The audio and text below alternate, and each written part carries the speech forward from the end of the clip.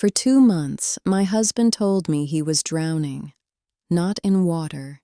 In his life, he said. In himself. In the weight of a marriage that had gone quiet.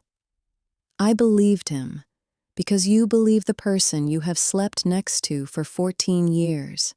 I rearranged everything to give him room to breathe. And the whole time he was saying it, there was a signed lease in a drawer with his name on it. I want to tell you about the morning I finally touched the towel and it was dry. This is that story. Daniel swam.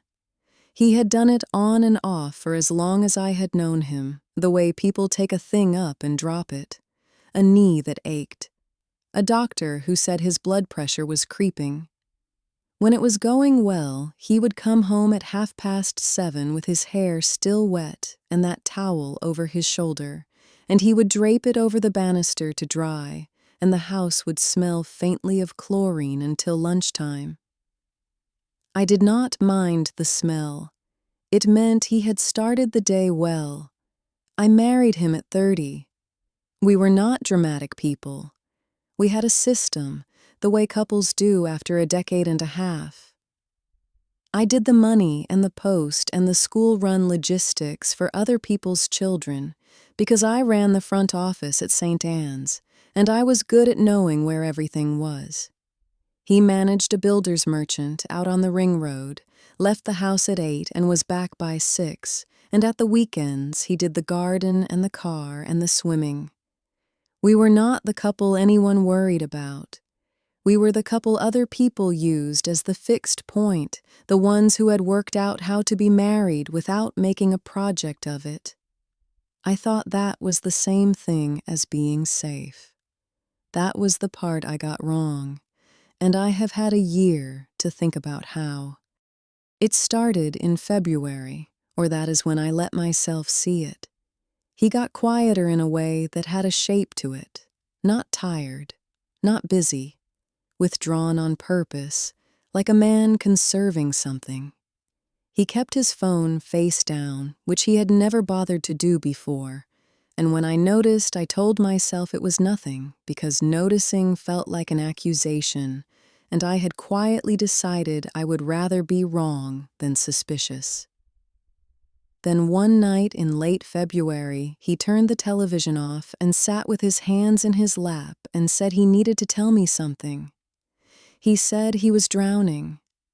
That was his word, and he used it more than once over the weeks that followed, so I know it was the one he had chosen. He said he loved me, but he did not know if he could stay inside the marriage without going under.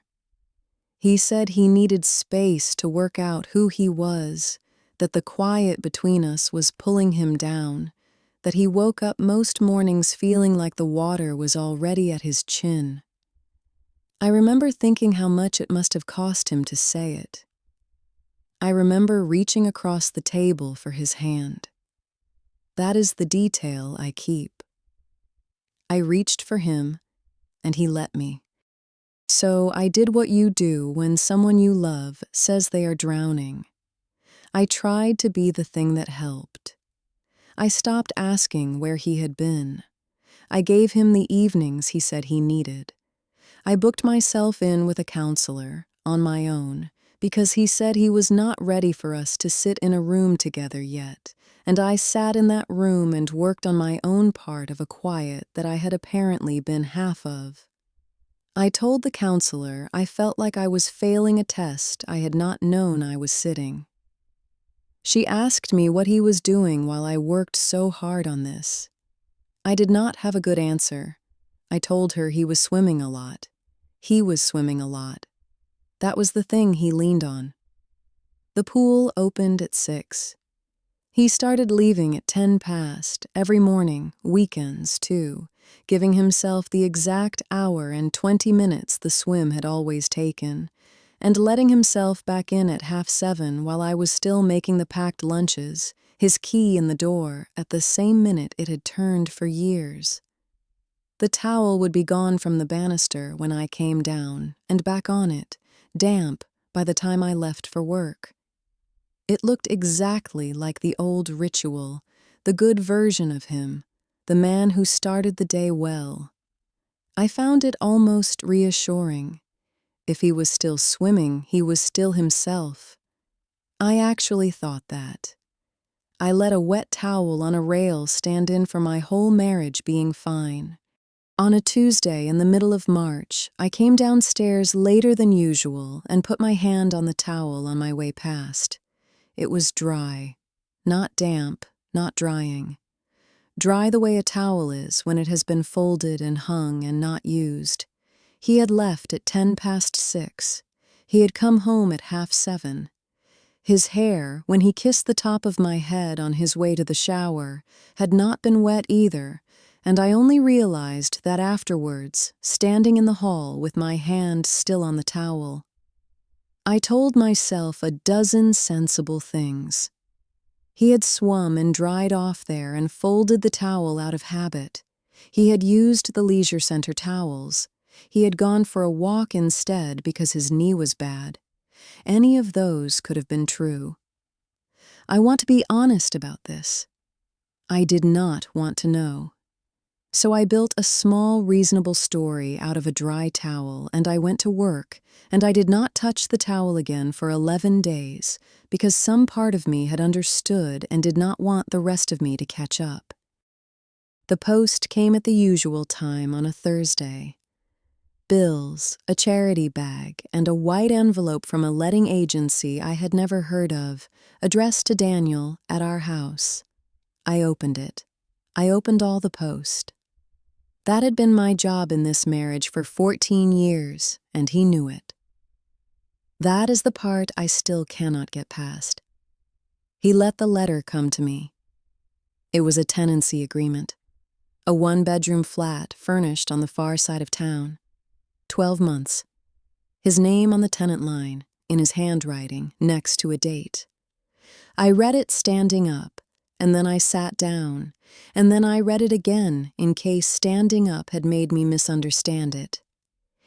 He had somewhere else to live. He had had it for a while. There was a line about a deposit of £1,650. I knew, before I checked, that the money had already left our joint account. I checked anyway. It had gone out on the 4th of February. I had balanced that account twice since then, and my eye had slid straight past it because I had not been looking for a husband on his way out the door. You do not find what you have not started looking for. I sat with it for a long time. I was not crying. I have thought about why not. And I think it was because the paper answered too many questions at once, and there is a kind of shock that arrives as calm before it arrives as anything else. The swimming that was not swimming. The dry towel. The phone turned over. The evenings he needed. The word he kept choosing. Here is the sentence I have said to myself more times than I would like to admit since. A drowning man does not sign a 12-month lease. He was not going under. He had already found the far bank, and he was standing on it, describing the water to me so that I would help him leave it. I looked at the two dates together because I am the kind of person who lines things up. The tenancy started on the 4th of February. He told me he was drowning on the 26th of February. I have gone back and forth on which one is worse, and I have landed on this. He signed for the flat, and then, 3 weeks later, he sat at our table and told me he did not know if he could stay. He had the keys to somewhere else in a coat pocket, most likely, while he watched me reach across the table for his hand. The drowning was not something happening to him, it was something he was doing to me, so that when he left, it would look like a rescue. I did not confront him that day. I want to be clear about why, because it matters to the rest. If I had put the letter in front of him that Thursday, he would have had his speech ready. He had had it ready for weeks. He would have cried and apologized and made it about his pain, and I would have ended up comforting him because that is the groove we had worn. So instead, I made a copy of the tenancy agreement and the bank statement, and I put the originals back exactly where the envelope had been, resealed, on the mat, as if I had not been home. Then I booked a solicitor for the following morning, and I went to work, and I asked a year 4 child to stop running in the corridor, and I signed for a parcel, and nobody at St. Anne's knew that anything had changed, because at work, knowing where everything is the entire job. And I was very good at my job. The solicitor was calm and useful. The house was in both our names, but I had put in the deposit 14 years earlier from money my father left me, and I had the paperwork for that, because I keep paperwork. The mortgage was nearly paid. I could not prove there was someone else, not yet, and for the solicitor's purposes, it did not matter. What he had done to the marriage was already there on paper, in his own hand, and paper was a language I spoke. She told me what I was entitled to, and what a fair split looked like, and what he could and could not do. Then I went home, and for 11 more days, I let him keep swimming. Those 11 days were strange, and I am not going to pretend they were not. He would leave at 6:10 and come back at 6:30 and drape the towel over the banister, sometimes damp, sometimes dry, and I stopped needing to check which, because I already knew what the dry ones meant. He was at the flat, making it his, buying a kettle, probably, learning where the light switches were. He was still asking me, gently, how my counseling was going. I told him it was helping, which by then it was, though not in the direction he thought. He chose a Sunday evening to tell me. He turned the television off, which I had come to understand was his curtain going up, and he sat with his hands in his lap, and he said he had thought about it for a long time, and he could not do it anymore. He was drowning. He needed to move out. He needed a small place of his own, just for a while, to find his feet. He had rehearsed the part about finding a place. I could hear that he had. I let him finish. I did not interrupt him once, and I want you to know that took more than the shouting would have. Then I opened the folder, and I turned it around so he could read it, and I said the 2 dates out loud, the way I had said them to myself for 3 weeks. He did not say very much. He had built the whole thing as a rescue, a drowning man hauling himself onto dry land, and he could see now that I had known all along the water was never rising. Then he did the one thing he had not planned for. He said the flat was not quite ready, that she had wanted to get it right before he brought the last of his things over. He heard the word leave his mouth, and he stopped. But you cannot take back a she. I had never once asked him if there was someone. I had decided the name was not the part I needed. He handed me both anyway, in 2 sentences, at the same table where he had told me he was drowning. The dry towels made a different kind of sense after that. He had not been alone in that flat on the mornings he came home with nothing to dry. I did not ask who she was. A year on, I still have not asked. He started to say my name in the soft voice, the drowning voice, and I told him, without raising mine, that he could keep the flat and go and stay afloat in it, since he had already paid for it in February, but that we would do the rest through the solicitors, and properly, and that he was not to use the word drowning in my kitchen again. He said, "Is that everything?" I said, "No, but it is enough for tonight." He was gone within the week, to the flat he had never actually needed my permission to rent. The divorce took 9 months and was, in the end, unremarkable. I kept the house, which the paperwork made straightforward, and he did not fight it, possibly because a man who has been caught lining up his exit does not have much appetite for a second argument about fairness. Here is the part I did not expect. In September, I joined the leisure center, not to prove anything, and not to haunt him. He had moved his mornings to a gym across town by then. I joined because I kept thinking about the thing he had used against me, the water, and I did not want him to have it. I did not want the pool to be his. I was a terrible swimmer at first. I had not done more than a width since school, and I spent the first month at the shallow end feeling foolish among the retired men who owned that hour. I brought the blue towel. He had left it on the banister when he went, along with a lot of things he did not want to carry into a new life, and I had almost thrown it out, and then I did not. I put it in my bag instead. I fold it over the bench at the shallow end now, every morning, and I get in.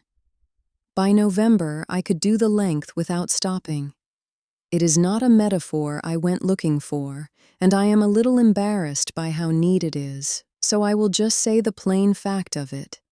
The man who told me he was drowning could not actually swim across his own life without a lie to float on. And I, who was told I was the water he was going under in, turned out to be perfectly fine in it. I do a mile most mornings now. The towel is fading. I will replace it eventually with one that was only ever mine. But not yet. A man can tell you he is going under and have somewhere dry to sleep that same night. Both of those things can be true at once. Learning to hold them together without letting the first one erase the second is most of what I understand now that I did not understand in February. Before you go, I want to know what you would have done with that letter. Would you have put it back on the mat and waited, the way I did, or would you have been standing in the hall with it when he walked in the door? I am still not sure which of us that says more about. If this is the kind of story you came here for, the ones people do not usually say out loud, subscribe. There is a new one every week.